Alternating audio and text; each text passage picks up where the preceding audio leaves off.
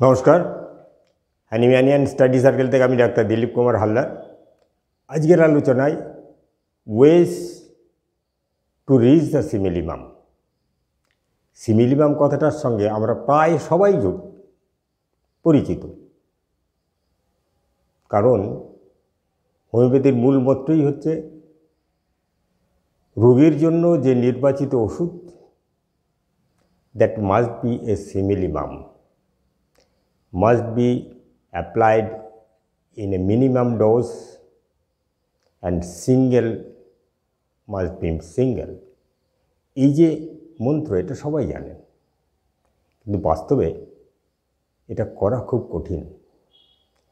আমার সামনে একজন রোগী এসে যেই বসলেন, অর্থাৎ তিনি আমাদের যে সমস্ত ওষুধ 3-4-5,000 ওষুধ, তার মধ্যে কোনো একটা ওষুধ তার হবে।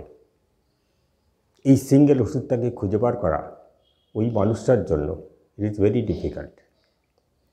সেই জন্য হ্যানিম্যান কিছু নির্দেশ দিয়ে গেছেন, তার উপরে বনি হোসেন কেন্টরা তাকে মডিফাই করেছেন, এবং সেই অনুযায়ী আমরা যখন কেস টেকিং করি, থরো কেস টেকিং, তারপরে তাকে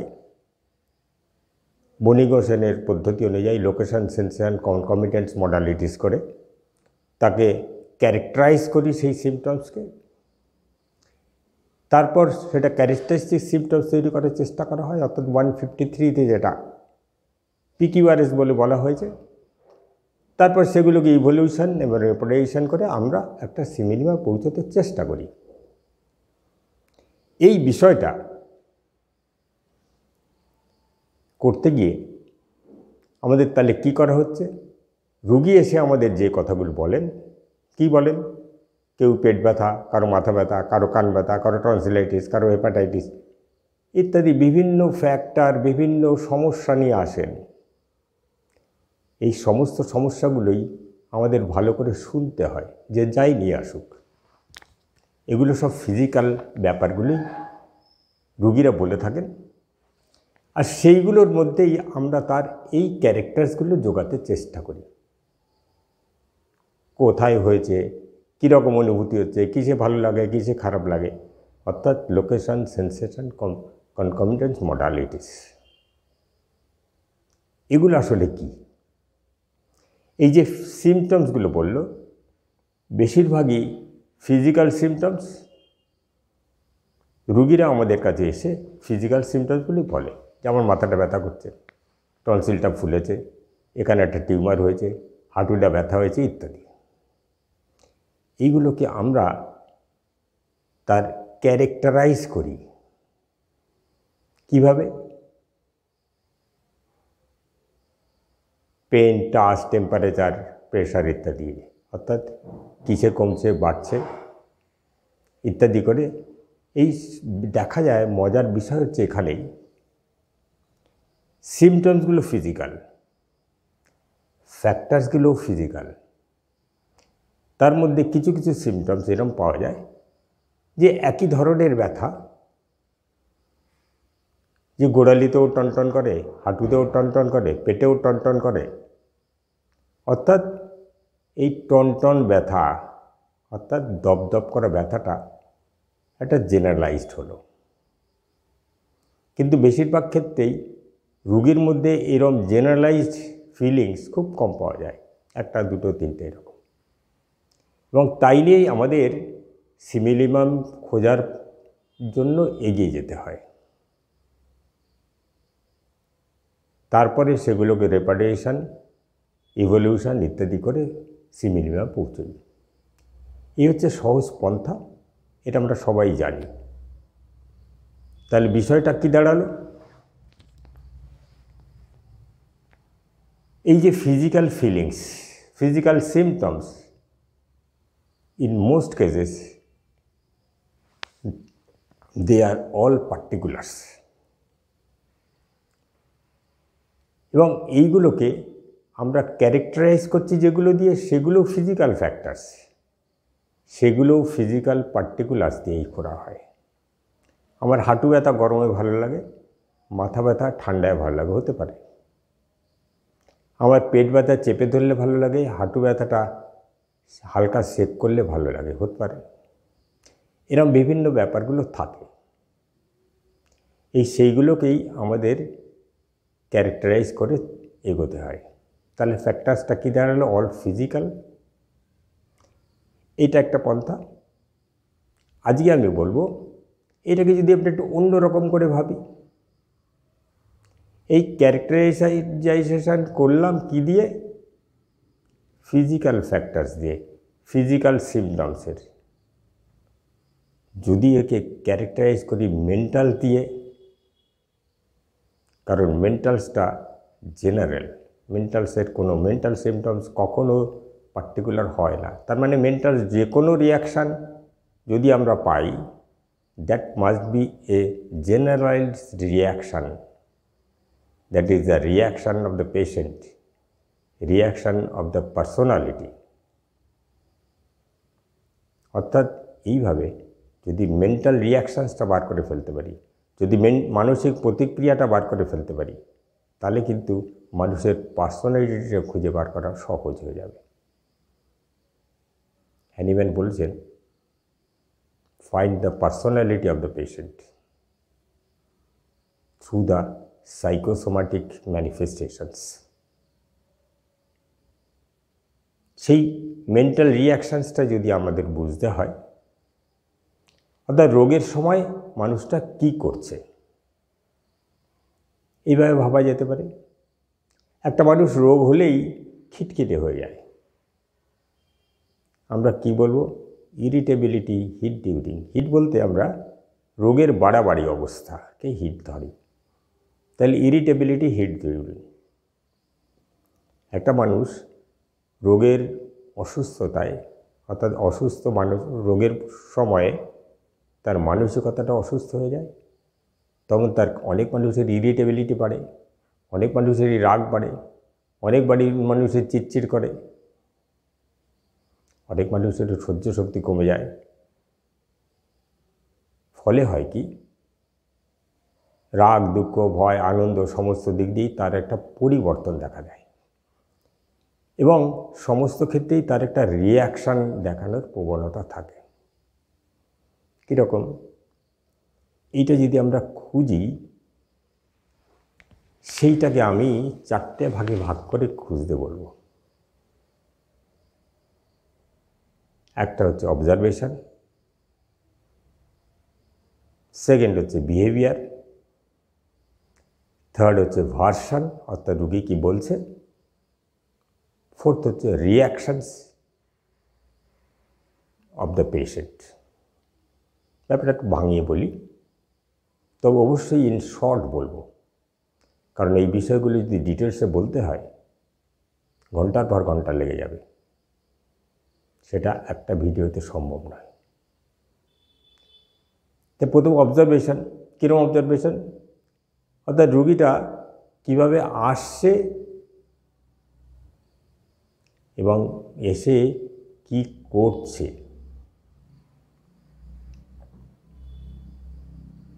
আমরা দেখব একটা বাচ্চা হয়তো জ্বর হয়েছে, সে মার কোলে চড়ে আসছে, তোমার গলা জড়িয়ে ধরে আসছে। এটা কি? এটা রেপার্টরি ভাষায় ক্লিনজিং, অর্থাৎ বাচ্চা মাকে ক্লিনজ করে রেখেছে। ক্লিনজিং মানে জাপটে ধরা। এই অবজারভেশনটা আমাদের দরকার। সেকেন্ড, এমন হতে পারে আমরা দেখতে পারি যে কোনো বাচ্চা তার মায়ের হাত ধরে আসছে এবং এসেও চেম্বারে বসেও সে মার হাত ধরেই রেখেছে, নিদেন পক্ষে মার শাড়ির আঁচলটা কিন্তু ছাড়েনি। এই অবস্থা আমরা প্রায়ই দেখি। This is holding. আমরা এইভাবে এগোতে পারি। কোনো একটা পেশেন্ট হয়তো এসে দেখা গেল সে চেম্বারের সামনে লাগানো নেম প্লেটটা দেখছে, সেখানে ডিগ্রিগুলো কি আছে, অর্থাৎ কোয়ালিফিকেশন অফ দ্য ফিজিশিয়ান সম্বন্ধে সে খোঁজ খবর নিচ্ছে। এইভাবে আমরা অনেক কিছুই দেখতে পারি, সেইগুলো আমাদের অবজারভেশনের মধ্যে রাখতে হবে। সেকেন্ড বলেছি বিহেভিয়ার, এটা ডিটেলসে অন্য সময় বলা যাবে। সেকেন্ড বলছে ডিটেলসে বিহেভিয়ার একটু বলি। কীরকম, একটা বাচ্চা, উদাহরণ দিয়ে দিয়ে বলি তাহলে সুবিধা হবে। একটা বাচ্চা হয়তো 1 বছর বয়স হয়নি, সে হয়তো একটু হাঁটতে পারে 2-1 পা, তাহলে হামাগুড়ি দিয়েই চলে। কি দেখলাম বিহেভিয়ারে, দেখলাম বাচ্চাটা শরীর খারাপ নিয়ে এসেছে, কিন্তু মার কোলে বসিয়ে রেখেছে, ও ঘষে ঘষে নিচে নেমে যাচ্ছে, নেমে পুরো চেম্বারের মধ্যে হামাগুড়ি দিয়ে ঘুরে বেড়াচ্ছে, এদিকে ও যাচ্ছে ওদিকে যাচ্ছে, এটা ধরছে ওটা ধরছে। তাহলে কি দেখলাম, এ মার কোলে থাকছে না। কি পেলাম, তার মানে মার কোলে চড়ায় আপত্তি তার, দিস ইজ ক্যারিড অ্যাভারশন। কি করছে, সে নিচে নেমে এদিক ওদিক যাচ্ছে, যেন সে খেলছে, দ্যাট ইজ প্লেফুল। তারপর কী করছে, এটা ধরছে ওটা ধরছে, এটা ছুটছে ওটা ছুটছে, টাচিং ইম্পেল টু টাচ। এই অবজারভেশনেই কিন্তু এই রুব্রিকগুলো পেয়ে যাব, এবং এইগুলো খাটালে একটা ওষুধও পেয়ে যাব।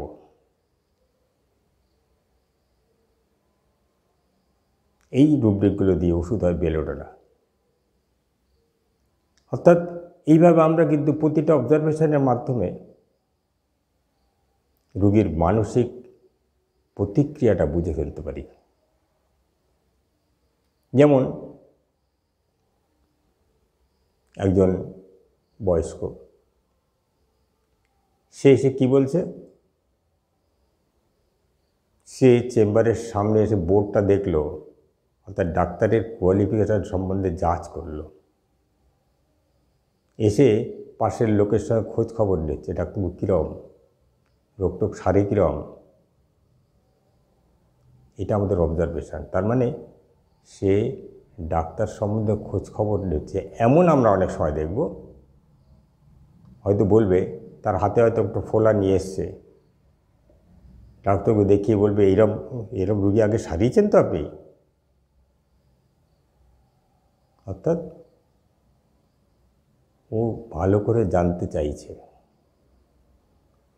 অনেক সময় এমনও দেখব যে মা হয়তো ছেলেকে নিয়ে এসছে, মা বলবে যে এই ছেলেটা এই জবে থেকে পেটে একটু ব্যথা হচ্ছে, ও শুধু ওই ফোন ঘেটে ঘেটে সব খোঁজে, কোথায় নেটে কি পাওয়া যায়, কি দেখা যায়, অনলাইনে বিভিন্ন ভিডিওর মধ্যে কোনো ইনফরমেশান আছে কি না। তার মানে ওই রোগ সম্বন্ধে, ওই পরিস্থিতি সম্বন্ধে সে সমস্ত খোঁজ নেয়। এটা হচ্ছে anxiety hypochondriacal. Read medical books. Medical বুকসে যে ইনফরমেশান পাওয়া যায় সেগুলো ফোন থেকে ঘেটে ঘেটেও দেখে। ভার্সানে কি বলবে, এটা অবজারভেশন। বিহেভিয়ার, যেমন একটা অদ্ভুত কেস বলি, একটা অংশ। 14-15 বছরের একটা মেয়ে, সে চেম্বারে হলো, হাতে একটা পুতুল নিয়ে, একটা পুতুল কোলে করে ঢুকে বসেছে, পুতুলকেই আদর করছে, গায়ে হাত বুলোচ্ছে, মাথায় হাত বুলোচ্ছে। মাকে জিজ্ঞেস করলো, এটা কীরকম, কী করছে? বলল, ওর এইটাই ওর কাণ্ড, আর বলবেন না ডাক্তারবাবু, ওর নিয়ে পাগল হয়ে যাওয়া জোগাড়। ও ঘুমাবেও পুতুল নিয়ে। দেখুন, এই অবজারভেশন যদি আমাদের চোখে পড়ে, তাহলে কোথায় চলে যাই।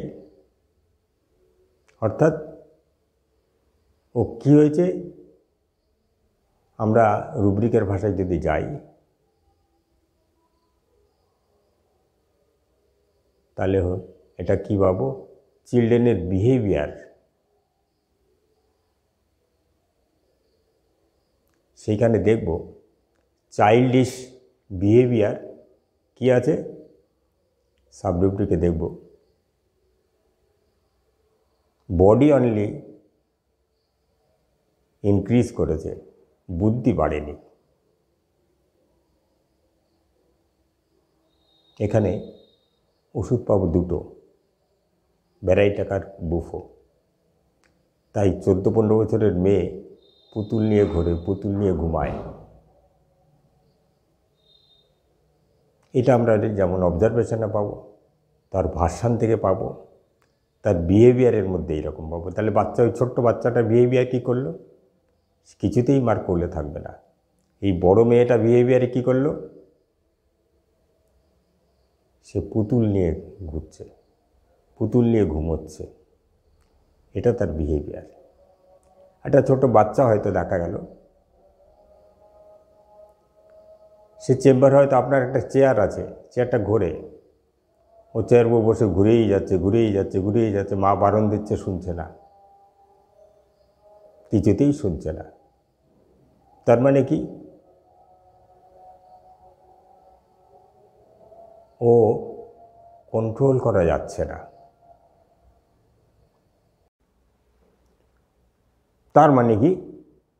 ও কথা শুনছে না, ওকে কন্ট্রোল করা যাচ্ছে না, অর্থাৎ শান্ত করা যাচ্ছে না। This is white it can not be observation. এটা আমরা যেমন নানাভাবে পেতে পারি। ওই যেমন চেয়ার ঘোরাচ্ছেও হতে পারে কান্না থামানো যাচ্ছে না, কন্ট্রোল করা যাচ্ছেই না। হতে পারে এমন একটা বাচ্চা দোকানে গেছে, কি বলে লজেন্স খাবো, তাড়াতাড়ি খেয়ে ফেলে আরেকটা খাবো, অর্থাৎ যতক্ষণ দোকানে থাকবে একটার পর একটা চেয়েই যাবে। তার এই ডিমান্ড কন্ট্রোল করা যাচ্ছে না, আমরা সেখানেও নিতে পারবো। এগুলো অবজারভেশন। আমি এবারে আসি কিছু রিয়াকশানস, ভেরি ইন্টারেস্টিং। মানুষ অসুস্থ হওয়া মানে কি? তার মানসিকতা অসুস্থ হয়, অর্থাৎ তার বিহেভিয়ার অসুস্থ হবে। এবার বিহেভিয়ার এবং মানসিকতার মধ্যে আমি দেখব তার কষ্টের জন্য তার রাগ হতে পারে, অ্যাংজাইটি হতে পারে, অর্থাৎ ভয় হতে পারে, ফিয়ার হতে পারে। তাহলে এইগুলোর বহুত সাবরুব্রিক আছে। আমরা যে কোনো একটা জায়গায় চলে যেতে পারি অ্যাকর্ডিং টু দ্য পেশেন্ট, তার রিয়াকশান অনুযায়ী। আবার হতে পারে যে ইরিটেবিলিটি হতে পারে, তার খাওয়া কমে যেতে পারে, তার ঘুম কমে যেতে পারে। এইগুলো হচ্ছে রোগীর রিয়াকশান। রোগের অবস্থায় সে কী করতে পারে? কেউ বলবে আমি শুয়ে থাকতে ভালো লাগছে, কেউ বলছে কিছু করতে ভালো লাগছে না, কেউ বলছে নানা চিন্তা হচ্ছে, আমার ব্যবসাটা বন্ধ হয়ে যাচ্ছে, আমার অফিসটা বন্ধ হয়ে যাচ্ছে, এই করে তো আমার সংসার চলবে না, ইত্যাদি নানা কথাও বলবে। এই কথাগুলোকেই আমরা যদি রুব্রিকের ভাষায় কনভার্ট করতে পারি, তাহলে কিন্তু অনেক পয়েন্ট পাওয়া গেল। আমরা লোকেশন, সেন্সেশন, কনকমিটেন্স করে কটা পয়েন্ট পেয়েছিলাম? অল্প কটা। কিন্তু এখানে যদি মাইন্ড দিয়ে ক্যারেক্টারাইজ করি সিমটমসকে, মাইন্ড দিয়ে কোয়ালিফাই করি সিমটমসকে বা তার ম্যানিফেস্টেশনসকে, তাহলে প্রচুর রুব্রিক পেয়ে যাব, প্রচুর সিমটমস পেয়ে যাব। অর্থাৎ এখানে number of symptoms, number of rubrics অনেক বেশি পাবো শুধু এই রিয়াকশানসগুলো থেকে। সেই রিয়াকশানটা আমাদের খুঁজতে হবে। তার জন্য এই 4টে রকমভাবে আমরা খুঁজে দেখতে পারি: observation, behaviour, version and reactions. এই সব কিছু মিলিয়ে সবার থেকে যে রুব্রিকগুলো পাওয়া যাবে সেগুলো মেলালে সর্বক্ষেত্রেই দেখা যাবে বা বেশিরভাগ ক্ষেত্রেই সহজেই একটা সিঙ্গেল ওষুধ চলে আসবে।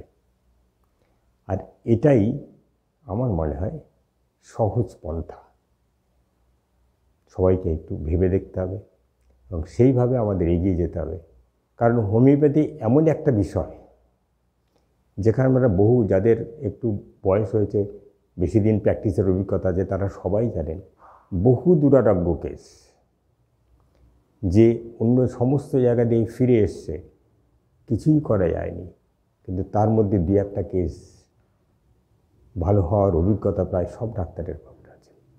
তাহলে এই অভিজ্ঞতাগুলো, তার মানে ওই ক্ষেত্রগুলোতে আমরা সিমিলিমাম করতে পেরেছি, বাকিগুলোতে করতে পারিনি, তাই হয়নি। তাহলে সিমিলিমাম যদি করা যায়, হ্যানিম্যান যে প্রাকৃতিক সত্যের কথা বলে গেছেন, সেটা কিন্তু অলওয়েজ প্রমাণ হবে। আর হোমিওপ্যাথি এইভাবেই এগোবে। আজ এইখানে শেষ করছি।